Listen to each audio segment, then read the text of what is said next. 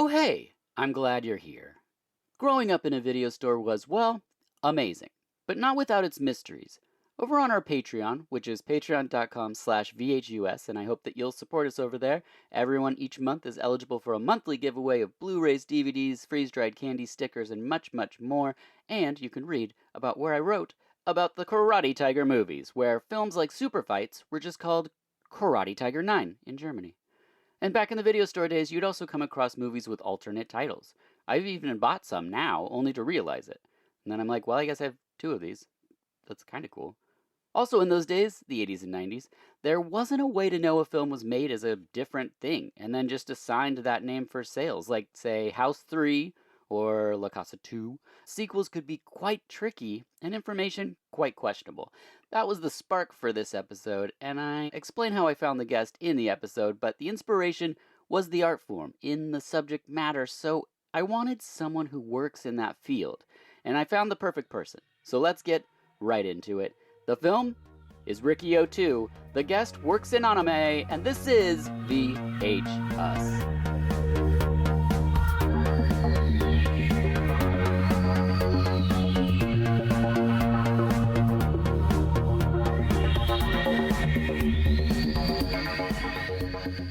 Hello, and welcome to VHS Presents Animaniacs. Nope, that's not really the title. It's just VHS, and I'm your host, Dirk Marshall, and today we're talking about anime. My guest for this special episode is Chris Boylan, director and creator of Red Line Ronin and the Seven Deadly Swords, and the overall hero of 07 Animation. Welcome! Thank you. Now, this episode wouldn't be possible without the help of not one, but two people. First and foremost, a huge thanks to Layla Del Duca. She was my very first guest, so special place in my heart always. You can go back to season 1 and listen to our episode on the ambulance, which features a cameo from Eric Roberts in the episode. I asked Layla who I should reach out to on this subject. Layla said Chris Henniger at Movie Madness would be the expert to reach out to. I did, and you're who came up. I was super excited, so I'm really looking forward to this. Can you tell people a little bit about what it is that you do? So I am an animator. I work primarily in visual effects and feature and for the last almost 20 years now. Mm-hmm. And I focus primarily these days on non-photorealistic 3D animation for 2D television and film. Awesome. I watched is it a trailer for Red Line Ronin? Yeah, sort of like an anime intro type, like the Thundercats intro Right. for the show, right? Yes, and I was not ready for how amazing it looks. Oh, thank you. The robot situation that's happening in there, I don't know the name of the character, but because you're saying 3D animation, I didn't expect the dynamic movement and everything, and it's just really clean and very satisfying to watch. So I watched it twice, and then I watched with the commentary. Oh, thank you. Yeah, That's so awesome. that was great. All of this can be found on YouTube and also Yeah. on your website, correct? Yeah, so right now I'm on YouTube. I'm basically everywhere at 07 Animation. If you just start typing at 07, it'll come up on Instagram, Great. Twitter, X, whatever the hell they're calling it, Yeah. and YouTube. So that's where I'm at right now. We're sort of organizing a website thing. I've been writing a book, so we're getting ready to launch that. Oh, awesome. And once that happens, we'll start to kind of conglomerate everything into one centralized location so that you can get everything. And I know it's in the commentary for Red Line Ronin, but could you please tell us the idea that sparked the thing? Because I really love this because of where we live. Yeah, exactly. So we both live in Portland, for those of you who don't know, Yeah. or are listening to this for the first time. I was walking down this street. It's called 23rd, and I was right by 23rd and Pettygrove, it's a pretty hip neighborhood. Mm-hmm. I think it had a reputation back in the day, but now it's like there's a lot of people with money there, and there's a lot of great restaurants and stuff like that. Mm-hmm. And so I was walking down the street, and I like to look at motorcycles. Whenever I hear one, I like to kind of check them out and see like what's going on with it. And I turn around, and there's a guy riding down the street on a black motorcycle with black samurai armor and a friggin' sword, like in the back of his motorcycle, like Kill Bill style, like when they're riding down the highway and they got the sword sticking up out the back. And I was just like, that's so cool. Yeah. I want to make a show out of that. And that's sort of the genesis of the whole thing. Was, it started out as, it's called Motorcycle Samurai, and then as I was developing it, a comic book came out with the same name, and then it sort of developed from there, and it didn't really kind of take full form until I started incorporating like cyberpunk elements and cyborgs and androids and all the stuff that I really love Yeah, anyways, yeah. so it's just like once that started to get incorporated, it just became its own thing. And then I pandemic hit and I just animated the opening because it was like, I've been working on this, I've been trying to get it something made, and now I have all this time. I have unlimited time. So what am I going to do with myself? I'm going to make a trailer. So that's what I did. I love that. And what was your entry point into anime? So before I even knew what it was, I should be wearing my Voltron shirt, because Yes. that's really what it was. Like it was Voltron on TV, Thundercats. Yeah. Even though Thundercats wasn't technically anime, like the fact that that intro was definitely made by Studio Topcraft, which is where Ghibli kind of was incubated. Hmm. Just all the cartoons from the 80s, that's sort of like stuck in my brain, especially those cartoon intros. There was something special about them. And then from there, Sailor Moon was on TV, Ronin Warriors was on TV, and I still didn't know what it was. But then I started to hear the word Japanimation get thrown around a little bit. Yeah. Then Sci-Fi Channel started running this block called Saturday Anime. And so like one day my sister comes in my room and she's like, Chris, the cartoons that you like are playing on TV. And I was like, okay, we're good. Every Saturday, Yeah. from then on out. And they played like crazy stuff. Like I'm surprised at some of the stuff that they played on TV. It's like, oh my goodness. But yeah, that got me hooked. It's just like the whole idea of animation as a medium, right? Because up until that point, you're talking about Disney, Hmm. right? You're talking about a lot of Don like Bluth. kid-friendly stuff, Yeah. and then all of a sudden, it's like the kid's got to save the world. He's got a magic sword, and there's demons and blood and craziness, and you're just again, I'm like, how is this on television, and what is this, and where can I get more of it? That's sort of how I got into it. I've been hooked ever since. And were you doing art back then? Were you drawing and things as well? Yeah, yeah. I was definitely drawing since I was a little kid, in and out of the comic book store. The comic book store in my town moved a couple times, and it moved to a bikeable distance right around the time when I started really getting into Japanese animation. And so my brother and I would just spend hours in this store, and I would kind of gravitate towards the manga section, even though I didn't know what it was. There Hmm. was still like Dark Horse was publishing some stuff, and I have like a book somewhere. It's like a photo album that they made into a comic that took like animation frames from Mobile Suit Gundam 0083 and made it into a comic book. And I only had one issue, and it was from like almost the very end of the story. Uh, And I just remember like the binding is probably almost completely broken because I was just like flipping through that, constantly looking at it, just obsessed with it, and then drawing the characters out of that on top of like typical stuff like X-Men. hmm. That's when like Jim Lee and Rob Liefeld were huge. But then Joe Madureira kind of had this like manga-esque Japanese animation mixed with Disney style to him, and Hmm. that really kind of hooked me. So I sunk my teeth into all that stuff.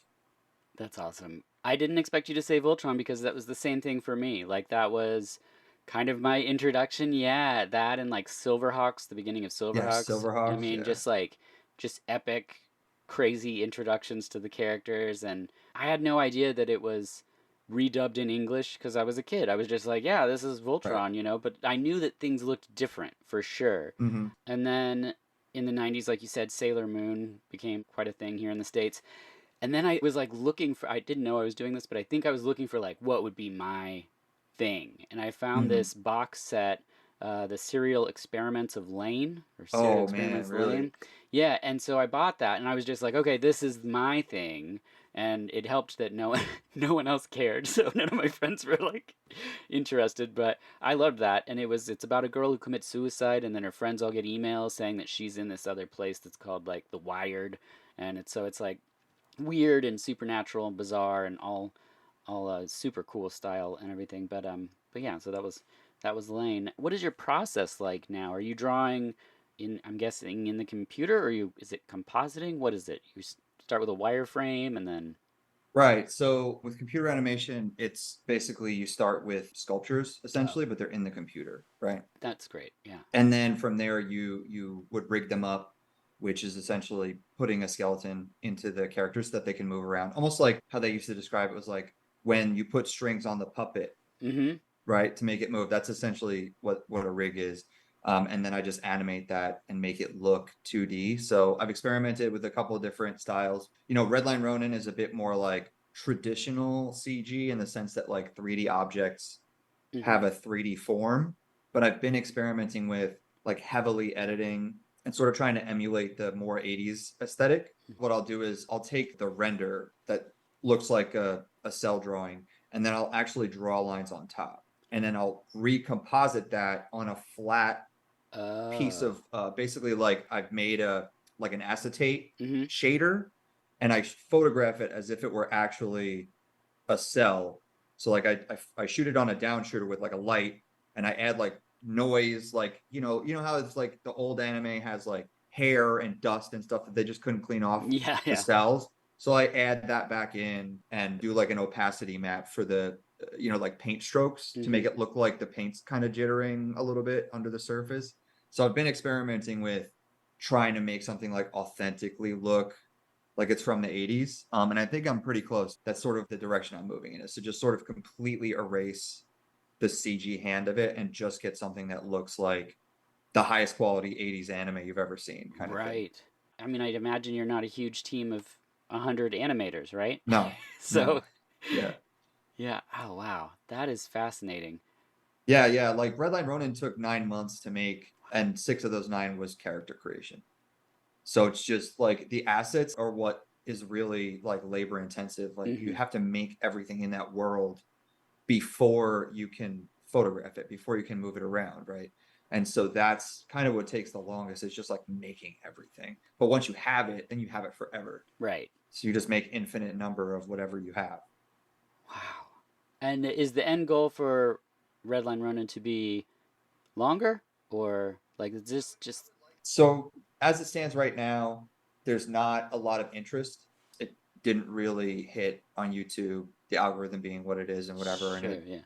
it kind of did around like 3,000 views, which is not a lot. And so it's just one of those things where I have a full story written for it, but until I can either like raise my profile or maybe publish, maybe do like a novelization of the screenplay and publish that and get that out there, it's really kind of on the shelf at this point. And I've been focusing my effort. I'm actually writing a science fiction cyberpunk space opera anthology. Whoa. Yeah, so that's almost finished. Like I have 50 pages left to write for that. And my next big goal after that is to take what is one of like the longer stories in that book and just adapt it and just make that, Whoa. because I feel like having a secondary product to sort of reinforce with the animation Mm-hmm. is the better way to go. And that's just sort of like the learning process of like making Redline Ronin, seeing what it did, feeling like, okay, well, that's complete now. It did about how as well as I thought it was going to do. And I'm just going to move on. And if I can, I'll revisit it at a later time. And maybe revisit it in this like 1980s style, which I think would be really awesome anyway. Yeah. So Because I briefly mentioned them and they led us to you, how do you know Chris Henninger?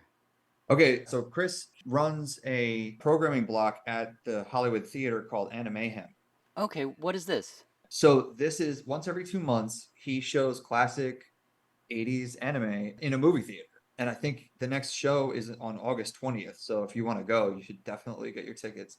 It sells out and it plays in the. Have you ever been to the Hollywood Theater? Oh yeah, yeah, yeah. So it's this great old, just for everybody who Mm-hmm. doesn't know, it's this great old movie house, really classic facade, big, big, tall, looks almost like a castle with like a billboard out front, just as Hollywood on it. And the inside it feels really like vintage, Mm-hmm. but it's one of the only places where you can show 70 millimeter in its actual format in the US. I think it's one of like 16 or 18 theaters. Yeah. It's just a really cool place, and to just watch old school Japanese animation there is such a treat. And so that's how I knew him, because I was like, I kind of want to participate in this, but I have a full-time job, I'm working on cartoons. So I designed the t-shirts. Oh, cool. Yeah, I was like, hey, do you need t-shirts designed? Because I knew every other, they do like Kung Fu theater and rerun theater and stuff like that, and they all sell t-shirts, but he didn't have t-shirts. So I was like, dude, if you want me to design a thing for your t-shirts, I'm in. And he was like, hell yeah. So I drew the robot that's on the back of the t-shirt Oh, for him. So rad. yeah, and then we just sort of struck up a friendship and, chat every once in a while. That's great. Yeah. Perfect. Okay, well, last question before we really get into this film. Anything current that people should check out? Anyone else's work you'd like to point anyone towards? Anything you've seen recently? I always like to tag people. It always feels good to be talked about in someone else's conversation. So, Yeah, I mean, I definitely check out Dylan Gu. He's doing a lot of really great stuff using Blender. He's more in line with like 2D-esque mhm. 3D animation, but it's more like fluid, more luscious kind of stuff. Let's see, aside from that, check out Stan Draws Spaceships on YouTube. I think he's going to be rolling out something new soon What's it as called? well. It's called Stan Draws Spaceships. Stan Draws Spaceships. Yeah, Okay. he's working on something big. I think he's going to roll out on TikTok. Yeah, that's what it is. Oh, okay. Yeah, so I think he's working on something. So yeah, definitely check him out because he's definitely a cool artist for sure. Awesome. Well, thank you for that. We are going to discuss a movie, and this was inspired by sort of tape lore. So, back in the day of video stores and VHS, this is pre internet, you'd hear of movies and not know where to find them, or if they really existed, or if you even trusted somebody who was talking about it. So, the lore of movies was kind of a vicious game of telephone. So, someone would say something that they saw, and you'd just be like, yeah, okay, I guess that's real, or a sequel that I didn't know existed. So that's how I came to this anime. I was told there's a sequel to RIKI-OH, the big, Hmm. bloody, amazing film, Story of Ricky, directed by Lam Nine Kai, but it's an anime. And I was like, whoa, an anime sequel to Story of Ricky. This I have to see. So I watched it, and I was confused. So now that we have the internet, a simple search will reveal this is actually the sequel to the anime. So it goes manga, then two anime films, which were RIKI-OH, The Wall of Hell, and this one. And then Story of Ricky is 1991, the live action Correct. adaptation of the manga. So it's quite a crazy ride, but it doesn't make that much more sense knowing that. So so we're going to talk about RIKI-OH 2, Child of Destruction. The first anime film ends with Ricky punching a hole in the prison wall and leaving, as he says, for another hell. So how does this one tie in? It doesn't. It's it's its own origin story Yeah, also, which is crazy considering it's like 46 minutes, but it helps that it doesn't make a lot of sense. So, yeah, had you it seen just this goes. before? I had never seen this before. I've Okay. seen RIKI-OH, Story of Ricky Yeah. before. So when you were like RIKI-OH, I was like, wait, what? There's a two? Yeah. And exactly the same thing. It was like, and it's animated. And then I went back and did the research and was like, oh, there's a first one. Okay, interesting. Yeah. It's really strange. I knew about the manga and of course I've seen the movie so many times, but this discovery system was just very bizarre because I was like, how has no one talked about this? And then I watched it and I was like, how would you talk about this? It's really It's just super violent. it's really super violent, very weird. So it starts off in a state prison for women and it's already like, wait, what? How is this Right. Right. Are it's, we back in prison? yeah, Like, what is going on? We're in a special cell and we see a mom and a baby both branded with swastikas. So I was already uncomfortable. And the baby's breastfeeding. So that's just, I was just like, there's a lot happening in this scene. She asks if she's going to open her heart to, I guess, the evil and devote it to some being. And right. she opts to be hung. And we're 1 minute and 20 seconds in. It's like, Yo, she literally just walks right up to that rope and she's like, I will not let you have my body. yeah, Just yeah. kills herself. It's But oh like, my goodness. I was like, what did I ask Chris to watch? I was so into it though. Yeah, I was okay, like, cool. yeah. Okay, great. So then her pal steals the babies, and then we see neon Right. swastikas and a song that really can't be described. So, Haley, please drop in the song right here.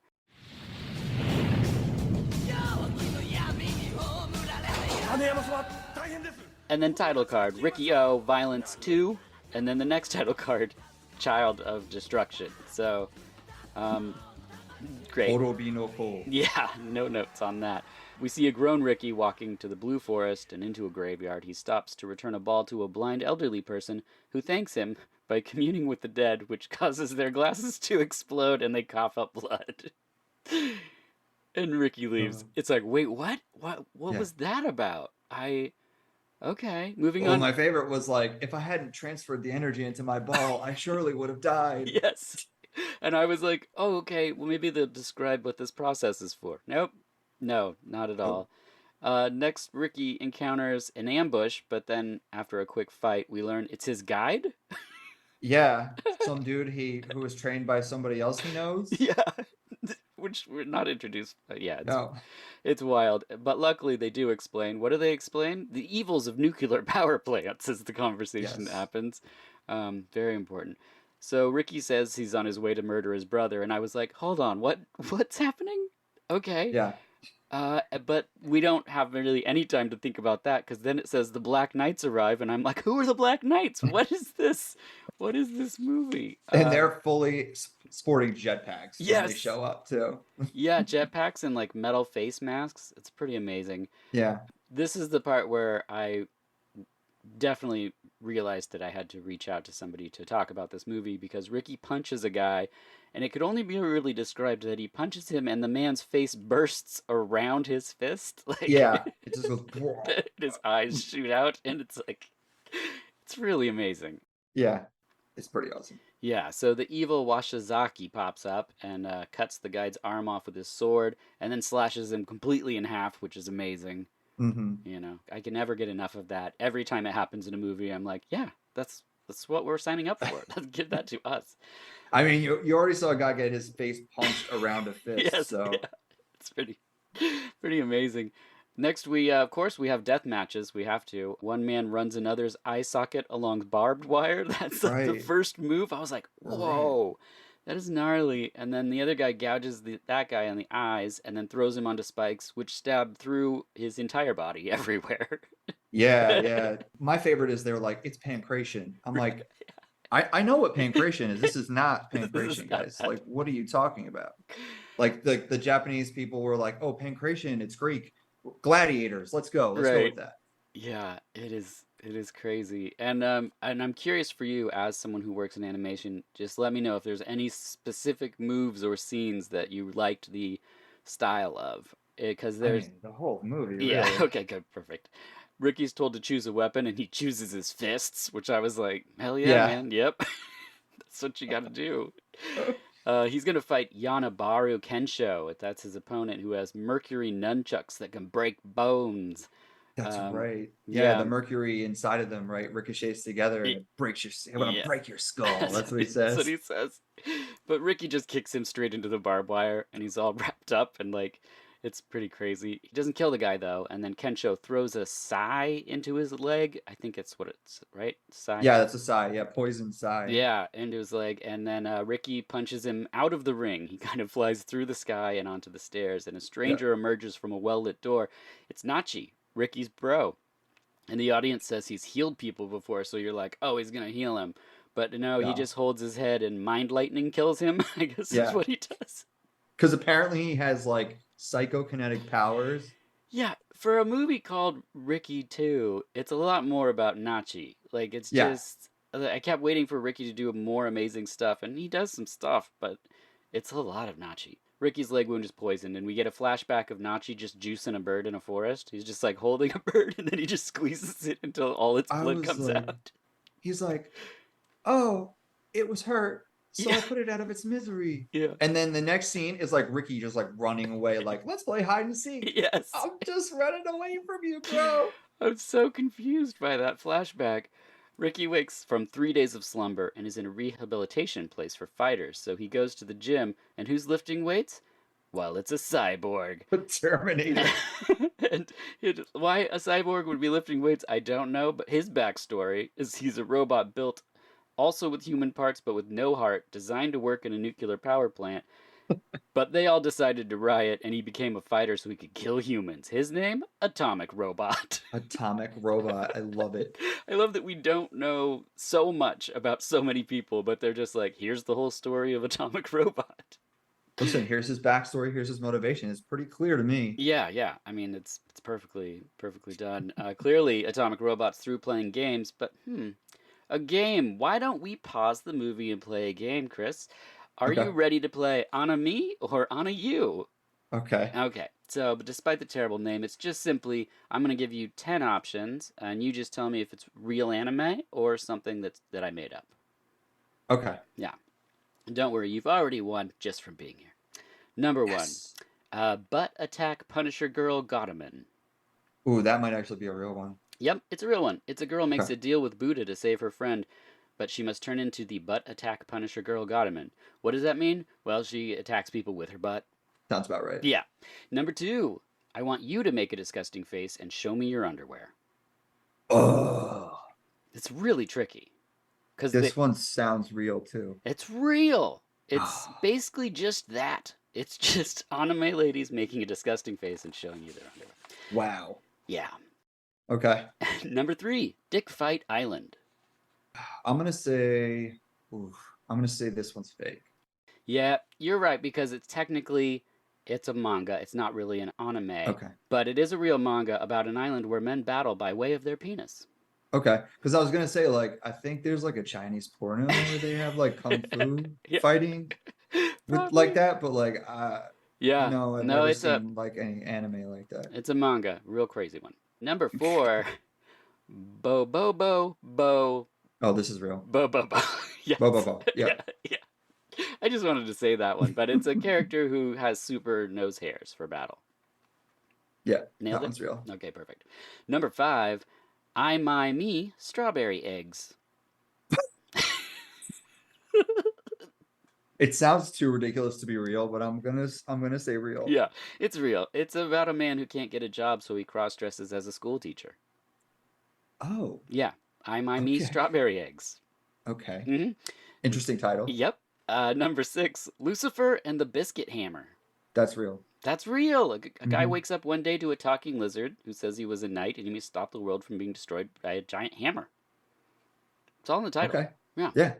Number 7, I don't know how to say this. It's GYO Tokyo Fish Attack. Yo Tokyo Fish Attack. Okay. I mean, real? Real. 3 friends celebrating their graduation when walking fish show up is basically the premise of that. I watched all the deaths on YouTube doing research for this. Someone had compiled Okay. them all in a video. Looks interesting. Number 8, moving right along, Pompolo. Pompolo or Pompoko? Ooh.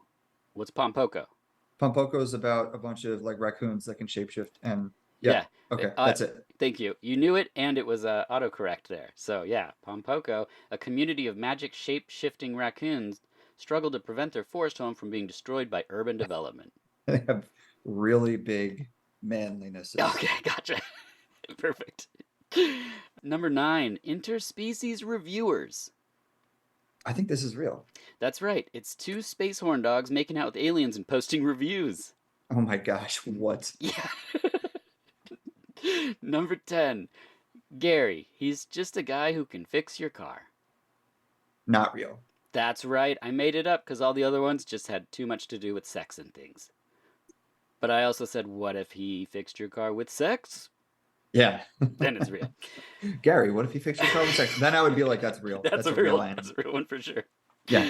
Okay, well, back in the fight, Ricky gets punched and it breaks his rib and he bleeds internally, so Ricky begs Nachi to kill him in between vomits of blood. Yes. Nachi lifts this is one of the parts that I was like, wow. Because Nachi lifts the entire fighting ring and impales Atomic Robot with it. Mm-hmm. Like, Yeah. I mean, Nachi could do anything, I think, and this is a wild move to be like, I could explode him just with my thoughts, but to be like, I'm going to lift the entire fighting ring and then flip it upside down and impale Atomic Robot. But that's what happens. Yeah, I have in my notes, Nachi is not well adjusted. Yeah, accurate. Completely. I'm glad you're following the logic of this. Ricky lifts the ring off of Atomic Robot, who quickly apologizes to Ricky. And I was like, no, he's like, I'm sorry, bro. Yeah, it's like, you're the one human I don't want to kill. Yeah, it's literally what happens. And then he runs off to Lord Washazaki, who cuts him in half. It's like I said, it's 46 minutes. All of these things happen in those 46 minutes. Yeah. Washazaki then explains to Ricky that Ricky and Nachi are to do God's plan, and that means genocide. And in the rest of the world, some of the people are going to fly to space and become true humans, and then they'll come back to Earth. And that's like how many words. Space shuttles, too, by the way. Space shuttles. But like, it's so there's no fat on the script here anywhere. There's no hand holding. He's just like, how about then we go to space, and when we come back, we'll be the true humans. And he's like, what? Okay. So Washizaki then tries to chop Ricky in half, but Nachi snaps the sword with his mind, because he can do whatever he wants, and then tears his arm off with his mind. Yeah, I was like, dude, Nachi, like pick a lane. Yes. Like, do you hate your brother and want him to die or what? Like, what's It going on? it's conflicted. And then Nachi crumbles the entire stadium with his mind again. Yeah, It's like, yeah. wait, what? This is all Nachi? I don't understand.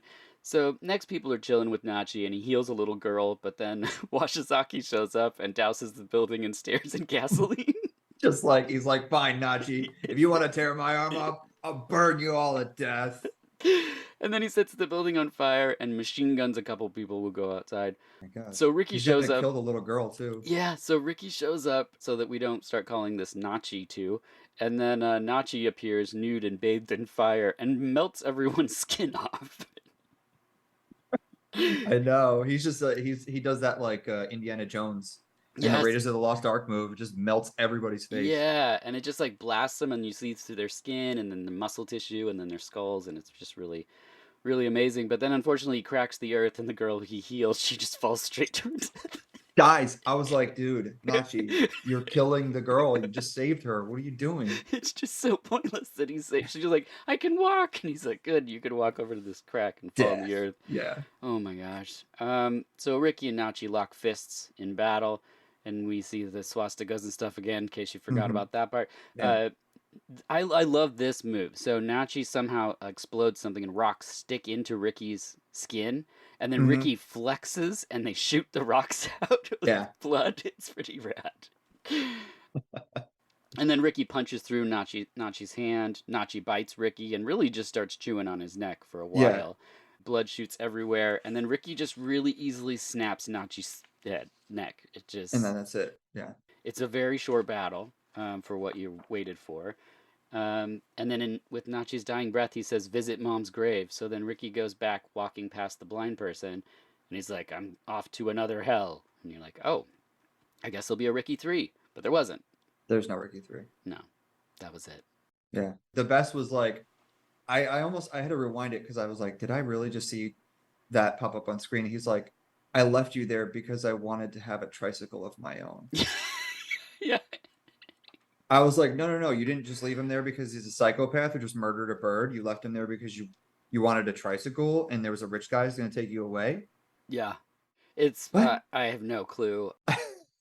I almost want to just read the manga and be like, how many pages and chapters are they leaving out if this even follows it? Because it's just like, it's so bonkers. Like, just the fact that this is the second one and there's this alternate, like, history. I don't know.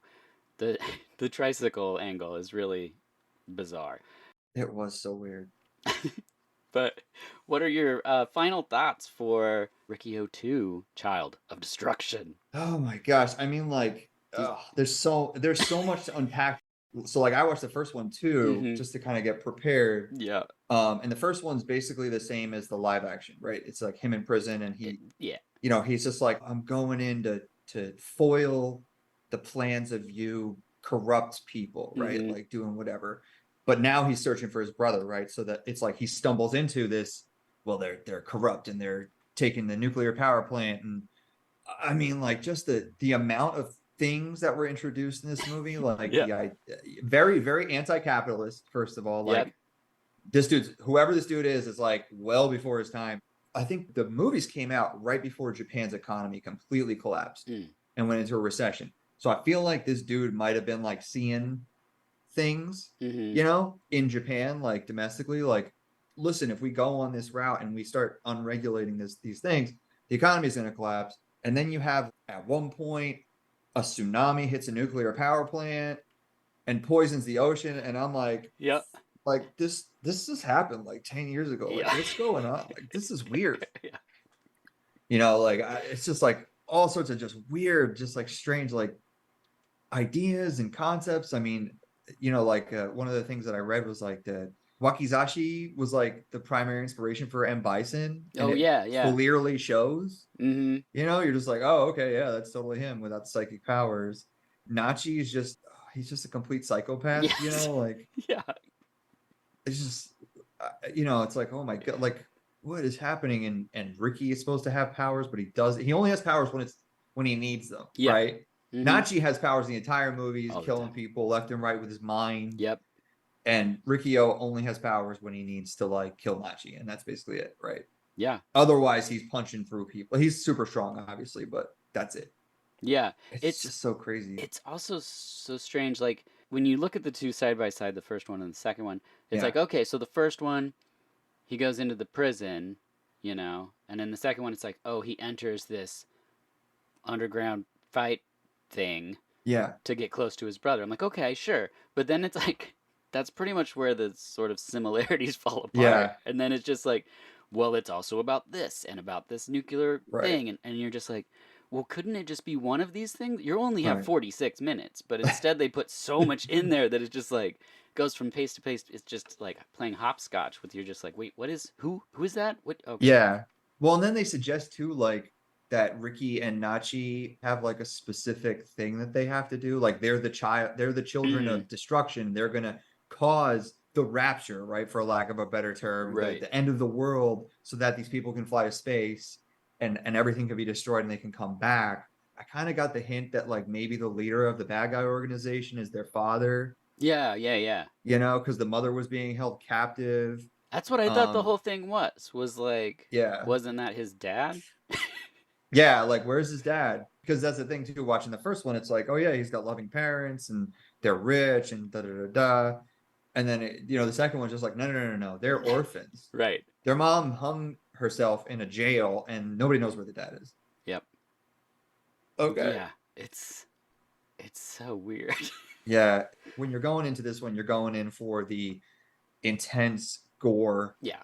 and just shock, schlocky action. Like Yeah. that's it. Which when I was a kid, like I was like a gore kid, so I loved Yeah, like the 80s horror movies and stuff with all the practical effects.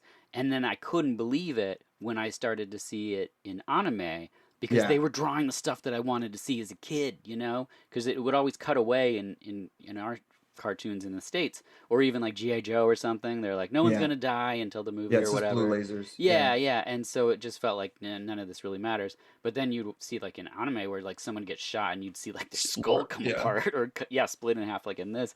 And you're just like, whoa, like we really get to see it. Like that's so cool. Like they really made it Yeah, happen. yeah. It's really like they really put care into those scenes too. Like it's really like it's weighty and Mm-hmm. really like juicy is a way to Yeah. describe. It's just like just ugh. Visceral. Yeah, very wet. Yeah. Visceral. Yeah, yeah. Very very wet. Exactly. Yeah, Ooh. yeah. Not a lot of clean cuts. Even when like the arm gets ripped off, there's like a waterfall of blood Yes. that just like Yeah. dumps out of there. It's really It's yeah. It's definitely something to watch for sure. At least once. Like yeah. I'm so I feel like if I'd seen this as a kid, I would have loved it. yeah, yeah, and even I mean, because it's like I said, it's 46 minutes. It's just Yeah. under 46, so it's like you you're not wasting any time. Like when I was doing notes for this, I was like, well, this isn't gonna take hours because it's so short. But then it's like Right. I had to keep pausing it every 3 seconds because I'm like, oh god, another thing happened that I've got to take note of because it's just like packed in there. But yeah, I'm glad that you watched it and joined me for this episode. Yeah, I love it. It was awesome. Yes. Do you happen to know what that next movie is playing at the Hollywood Theater? It's Memories. It's a OAV anthology. So original Oh, animated video is an OAV, and so yeah. it was released as one big chunk. So there's three stories in it, and I think they range anywhere from like 20 to 40 minutes. So Cool. it's like feature length, and there's three different stories, and I believe they're all based on Katsuhiro Otomo manga, Cool. if I'm not mistaken. So it's an adaptation of three of his stories, I think. But they're all really. I have the Blu-ray. It's super good. So I'm really excited to see it on the big screen. Yeah, I love that. I obviously love this theater because of, living here in Portland, but then I was listening to another podcast a while ago and Tarantino was talking about how much he likes that theater because he likes to show his films on 70 millimeter. And there used to be the bar Blackwell's across the street, and he went there after showing Hateful Eight, I want to say. Yeah, And yeah. he was like, I love that bar. And that was like my bar for so long. And I was like, that's the weirdest. I would have lost my mind if I was sitting in my local watering hole and they all walked in. Tarantino just walked in. Yeah, he Yeah. was here for his book tour too, and they took him to some like dive bar right at the base of Sandy. Oh, nice. Yeah, Sandy Hut Sandy or Hut. something like Yeah, the that. Yeah, classic. Yeah, yeah, that's great. I like that yeah. they take him around town and show him that the old Portland places still exist. Okay, well, that brings us to final questions. These are questions just about yourself. Any advice for someone interested in making anime? Honestly, I would say if you're interested in making anime, learn to draw Hmm. and maybe learn Blender because it's got everything you need. It's a 3D animation program. It has a full 2D animation program. It has video editing, it has compositing. It's got everything. It's free for commercial use, which is nice. It's basically on par with all of the other industry standard programs. And yeah, so learn to draw, learn Blender, and you can do it. That's my recommendation.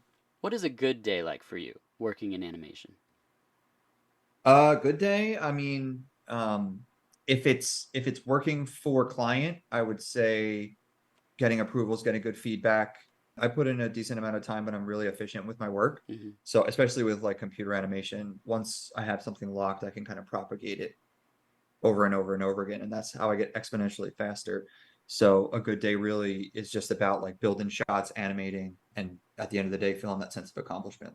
And if it was my personal work, I mean, the only person I have to impress or be approved by is myself. So if I do something that makes me like giddy, Yeah, yeah, yeah. then I'm like, okay, that's good, you know. And then I show it to my wife, and she's like, it could be better. Oh, harsh. She's got higher standards than I Yeah. do. I'm like, and then she's like, it needs something. Oh wow. Yeah. There's got to be like really satisfying moments to like when you're working on something that's your own and either you're figuring out the specific look you've been talking about or Hmm. I mean cuz like I said there was something so satisfying about the movement in Redline.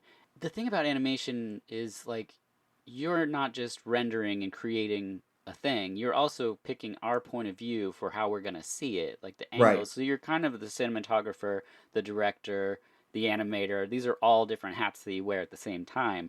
And so that combined kind of creates like the entire style. Right. And yeah, I was really impressed by that. So there has to be satisfying moments where you just come up with a cool turn or angle or cut from one point to another. Yeah, yeah. That last shot in the opening where Mm-hmm. he like swirls the sword and then like slices the Oh screen. yeah, That's yeah, so like I could watch that on repeat yeah. over and over. It's And so good. I think even in the commentary, I was like, ugh. When I made that noise, it's because I was like, it's so disgusting. It's so good. Like Yeah, I yeah, just love it. It's very like juicy for me to watch. I'm like, oh yeah, that was a good one I did. yeah. I Good job, me. yeah. See, well, you got to have that. You know, you can't all be critical. There has to be moments where you're like, "That's me. Right. I did that. That's definitely me right there." Yeah. That's great. Last question, my final question, Okay. and it's my favorite question. What are your dreams like? They're kind of weird, honestly. Very dreamy. Mm-hmm. I never dream in cartoons ever. Okay. Yeah. I've only had dreams with cartoon characters in them. Garfield. Very no, like back in the day when I was watching Naruto a lot, like Rock Okay. Lee would kind of show up in my dreams every once in a That's while. cool. But as Rock Lee as a cartoon character, where everybody else was like real. Oh, whoa. So there's a lot of that. There's a lot of being able to lucid dream. Mm-hmm. So that's a thing, like, especially if I'm in a situation where I don't want to be in, I can just in my dream go, this is a dream, and then I'm Oh, somewhere wow. else. That's nice. There was one time, actually, this is trippy, so this will be a good kind of explainer. I was in this place, it was like almost like a mansion, right? Like architecture. The architecture in my dreams is crazy, like beautiful houses. Yeah. Always, I'm always in a beautiful house for some reason. Places I've never been to, you know. It was spooky, and there was like people around that were like scary, threatening people, and there was a giant Doberman. Like I'm almost 6 feet tall, and it was like looking me in the face, like running down the hallway at me, like Whoa. charging me. I didn't know what the hell was going on, but I just went, "This is a dream," and it turned into like smoke What? and just like disappeared. And then I was like, "I'm gonna fly away," and I flew away What? and went to somewhere else in the dream.